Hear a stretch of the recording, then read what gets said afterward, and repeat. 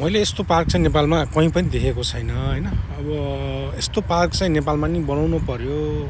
जस्तै प्रकृतिलाई धेरै इफेक्ट नगरिकन प्रकृतिमा जे कुराहरू हुन्छ जस्तै रुख बिरुवा फुलहरू तिनीहरूलाई सजाएर दुबोहरू रोपेर होइन खाली ठाउँलाई चाहिँ यसरी अब यहाँ बच्चादेखि बुढासम्म सबैको लागि उपयोग हुने सामानहरू राखिएको छ। उतापट्टिको यो चिप्लेडी भयो, यो चिप्लेडीमा चाहिँ बच्चाहरू चिप्लेडी खेल्न सक्छन्।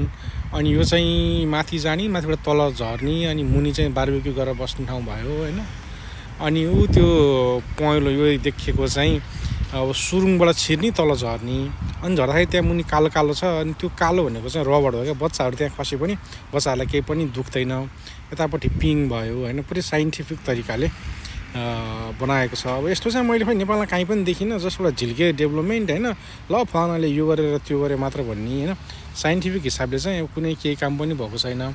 अब अहिलेको नयाँ सरकार, युवा सरकारले चाहिँ यस्तै धारणा र यस्तै विचार, यस्तै चाहिँ भिजन लिएर आएर यो त एउटा सामान्य कुरा हो क्या। यतिको चाहिँ ल रियलमै भनेको नेपाल अधिराज्य भरिमै यतिको एउटा पार्क चाहिँ कहीँ पनि छैन।